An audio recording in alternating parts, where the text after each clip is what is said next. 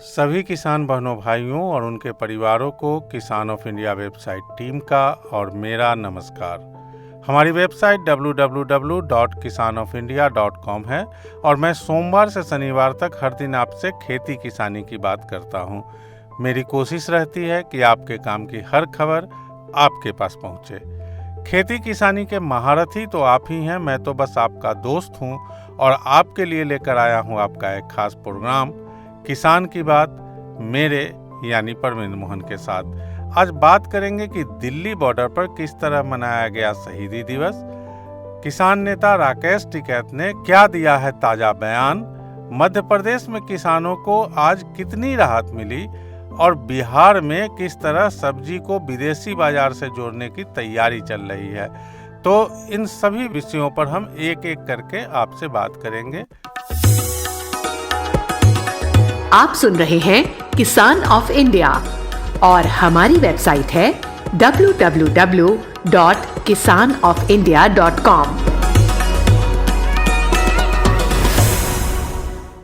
सबसे पहले बात कृषि कानूनों की। कृषि कानूनों के खिलाफ जो आंदोलन चल रहा है किसानों का, आज उसके 117 दिन पूरे हो गए। आंदोलनकारी किसानों ने आज 23 मार्च को शहीदी दिवस मनाया। शहीदी दिवस शहीद भगत सिंह, शहीद राजगुरु और शहीद सुखदेव के बलिदान दिवस के रूप में पूरा देश मनाता है। आज किसानों ने इस दिन पर कार्यक्रमों का आयोजन किया हुआ था। दिल्ली के सिंगू बॉर्डर पर, टिकरी बॉर्डर पर, गाजीपुर बॉर्डर पर अलग अलग जगहों पर अलग अलग आयोजन किए गए थे और इन आयोजनों में भाग लेने के लिए युवा किसानों से अपील की गई थी।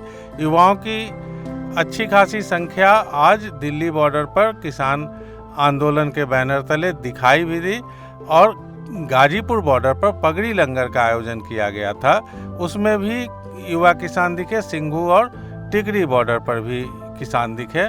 भारत बंद की रणनीति पर भी आज किसान नेताओं ने चर्चा की, मोर्चा ने चर्चा की और 26 मार्च को भारत बंद का जो आह्वान है उसे सफल बनाने के लिए किसान नेताओं ने कुछ रणनीति बनाई। अलग अलग संगठनों के पास जाकर के लगातार अपील करते रहे हैं और अभी भी राकेश टिकैत जयपुर में थे। जयपुर महापंचायत में उन्होंने ये कहा कि किसानों की आज़ादी का आंदोलन है जो मौजूदा किसान आंदोलन चल रहा है। कृषि कानूनों की वापसी तक आंदोलन ही घर परिवार है। सभी लोग वापस तभी लौटेंगे जब ये कानून वापस ले लिए जाएंगे। एक बात उन्होंने और कही कि जो किसानों का आंदोलन है उसे मीडिया में सही कवरेज नहीं मिल पा रही, सही जानकारी सामने नहीं आने दी जा रही। उन्होंने ये भी कहा कि कुछ मीडिया के चैनल ये कह रहे हैं कि एमएसपी मिल रहा है, सरकार कह रही है कि एमएसपी था, एमएसपी है, एमएसपी मिलेगा और मीडिया के चैनल्स ये दिखा रहे हैं, ये कह रहे हैं कि हर जगह एमएसपी मिल रहा है। तो अगली बार किसान मीडिया चैनलों के सामने जाएंगे और चैनलों से ही कहेंगे कि वो एमएसपी पर खरीदें। किसानों की फसल जो है वो मीडिया चैनल एमएसपी पर खरीदें ताकि ये पता चल सके कि एमएसपी मिल रहा है या नहीं। उन्होंने ये कहा कि सरकार जब कह रही है कि कहीं भी जाकर के किसान अपनी फसल बेच सकते हैं और मीडिया चैनल ये कह रहे हैं कि एमएसपी मिल रहा है, तो फिर मीडिया चैनल के पास ही जाकर के वो किसानों की खरीद के लिए दबाव बनाएंगे। राकेश टिकैत ने यह भी कहा कि किसान, बैंक कर्मी, बीमा कर्मी सब आंदोलन कर रहे हैं और आंदोलन लोकतांत्रिक तरीके से करना सबका हक भी है। तो ये किसान आंदोलन की आज की तस्वीर हमने आपको बताई। 3 दिन बाद यानी 26 मार्च को किसान आंदोलन के 4 महीने पूरे होने जा रहे हैं और इस 4 महीने पूरे होने के मौके को किसान नेता भारत बंद के रूप में आयोजित करके ये संदेश देना चाह रहे हैं। इस संदेश देने की कोशिश की जा रही है कि आंदोलन अभी जारी है। आप सुन रहे हैं किसान ऑफ इंडिया और हमारी वेबसाइट है www.kisanofindia.com।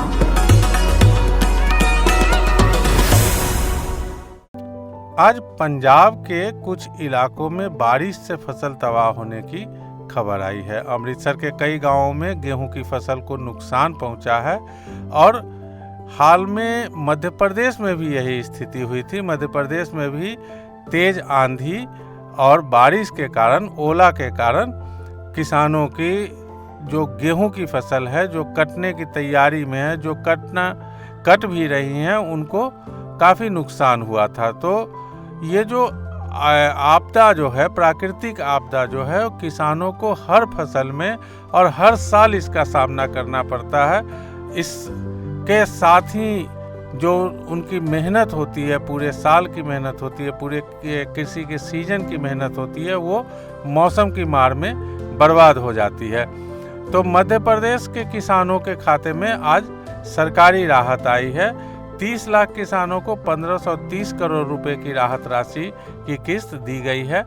मुख्यमंत्री किसान कल्याण योजना की भी किस्त दी गई है। मुख्यमंत्री किसान कल्याण योजना जो है, उसमें साल में 4000 रुपये किसानों को दिए जाते हैं और ये जो 2000 रुपये की किस्त है वो आज 17 लाख किसानों को भेजी गई है। 17 लाख किसानों को 340 करोड़ रुपए उनके खाते में पहुंच गए हैं। आप सुन रहे हैं किसान ऑफ इंडिया और हमारी वेबसाइट है www.kisanofIndia.com।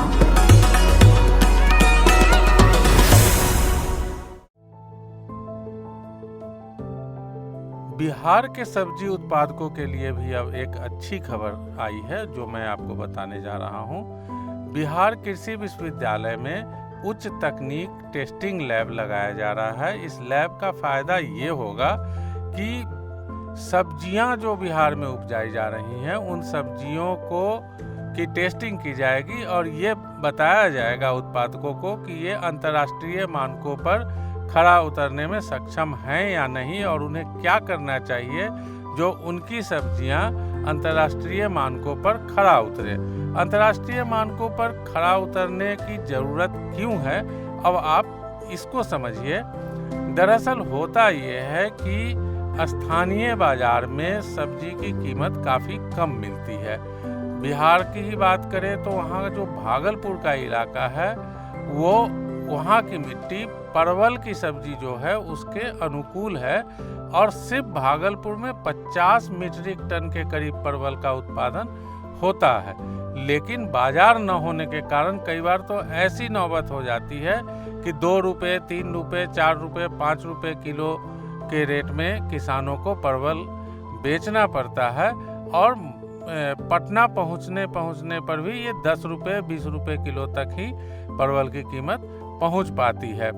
दिल्ली के बाजार में पहुंचते इसी परवल की कीमत 40 रुपये तक हो जाती है। लेकिन अगर ये विदेशी बाजार तक पहुंचने में सफल हो गई, अगर ऐसी व्यवस्था हो गई कि भागलपुर की परवल विदेशों में पहुंचाई जा सके, तो उसकी कीमत और 10 गुना मतलब कि 100 रुपये किलो तक भी पहुंच सकती है। अब अंतर्राष्ट्रीय मानकों पर खरा उतरने में के लिए जो कसौटियां हैं, उसमें जैविक खाद का ज़्यादा इस्तेमाल, कीटनाशक का तय अंतर्राष्ट्रीय मानकों की तुलना में कम इस्तेमाल और उसकी गुणवत्ता, स्वच्छता, इन सब पर ध्यान दिया जाता है। तो जो टेस्टिंग लैब है उसमें यही पता किया जा सकेगा और उसके मुताबिक वहाँ सब्जियाँ जो हैं वो किसान किस तरह उपजाए, इसकी जानकारी भी दी जाएगी। तो आने वाले वक्त में ये फ़ायदेमंद किसान भाइयों के लिए हो सकता है। तो ये थी आज की बात और आप सुन रहे थे किसान ऑफ इंडिया वेबसाइट की खास पेशकश किसानों की बात परमेंद्र मोहन के साथ। खेती किसानी से जुड़ी ऐसी ही खबरें हर अपडेट पढ़ने, सुनने या देखने के लिए आप हमारी वेबसाइट www.kisanofindia.com पर जा सकते हैं। अगर आपके पास भी कोई अलग जानकारी है तो मुझे 9599273766 9599273766 पर व्हाट्सएप भी कर सकते हैं या वेबसाइट पर संदेश भेज सकते हैं। किसान ऑफ इंडिया की टीम आपसे संपर्क करेगी। किसान ऑफ इंडिया के फेसबुक पेज पर लाइक करके, यूट्यूब चैनल पर सब्सक्राइब करके या ट्विटर हैंडल पर फॉलो करके भी आप हमसे जुड़ सकते हैं। एक बार फिर बता दूं, वेबसाइट है www.kisanofindia.com और मोबाइल नंबर है 9599273766। आपके काम की खेती की बातें लेकर मैं हर शाम आपसे मिलता रहूंगा। अभी परमेंद्र मोहन का आप सबको नमस्कार।